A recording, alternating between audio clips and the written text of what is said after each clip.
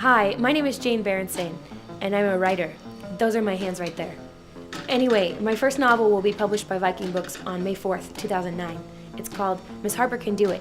It's a story about the antics of a human female named Annie Harper who likes fine cheeses and TV shows about sharks. In the course of these antics, Annie acquires a pet chicken to keep in her suburban backyard. After I finished writing the book, I wondered if this was something that humans actually did, or if it was just me being weird. Through the power of the internet, I met Maggie, who lives in Staten Island, New York.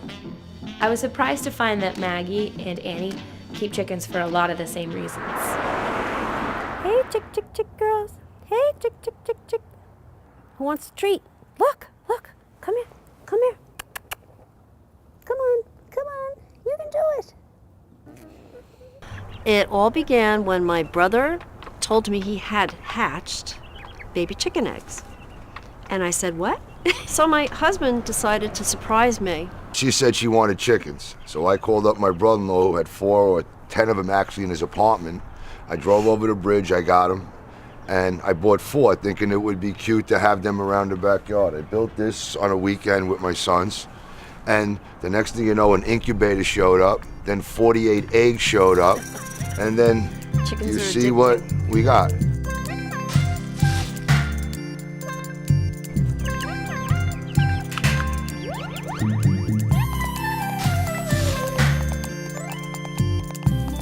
Silkies are an ornamental bird. They're a very old breed from Japan and China. Marco Polo saw them and thought they were a combination of cat and chicken. Many people in the chicken raising business call them fuzzy butts. They free range the backyard, which is nice. They're not caged birds, so that they get to eat and pick up their own grit. They eat the bugs, they eat they're ruining my grass, but that's okay, I don't care. Each one definitely has a personality, without a doubt. This one's Floridora. She looks like a Floridora, you know, because she's very poofy. This one is Big Bird? I call it Big Bird because when he runs, he's comical. People laugh.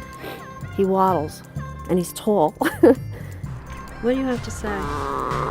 What do you have to say? My husband named one of the chickens Dinner. Because I figured that was the first one that showed up, and they said, oh, what are you gonna name it? I said, well, that one there is Dinner. The little red one is Lucy, for Lucille Ball.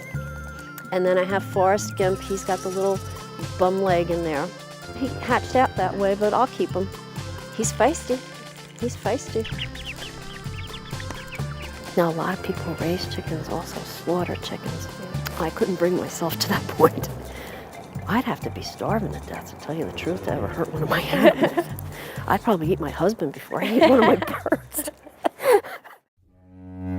While watching Maggie with the birds, it became clear to me that these pet chickens were more than just pets. Like Annie Harper in the novel, Maggie has animals to fill a void that was created when her son Chris was deployed overseas with the military. It was just an emotional time and quiet in my house. About 4 months later, I decided we needed more dogs, more noise in the house, and something to care for because he was physically missing. I needed something to put my energies and nurture. Nurture is the word. I'm a nurturer. Animals fill a gap that other people can't. They are, I don't know, what's the word I'm looking for? Unbiased. That's what, they're unbiased. And now that Christopher's home, I think my husband is hoping that I'll stop trying to fill that gap with more animals. But you never know about that. While getting to know Maggie's chickens, I noticed that there was a large, elegant bird that didn't yet have a name. Maggie, since she's so darn nice, asked if I'd like to choose a name for the hen. Annie Harper's chicken is called Helen. Now one of Maggie's is too. I think that would be fun to name one of my birds after your character. Hey, Helen. Raising chickens is fun, and I've enjoyed every minute of it, but I knew I had a connection with her when I sat down one day, and she came up to my feet and just looked up at me, and she jumped up on my lap and turned around and just sat down and let me pet her. And I was flattered to think that she actually wanted to. So I was touched. And that's what chickens and being a chicken mama is all about. Right, Helen?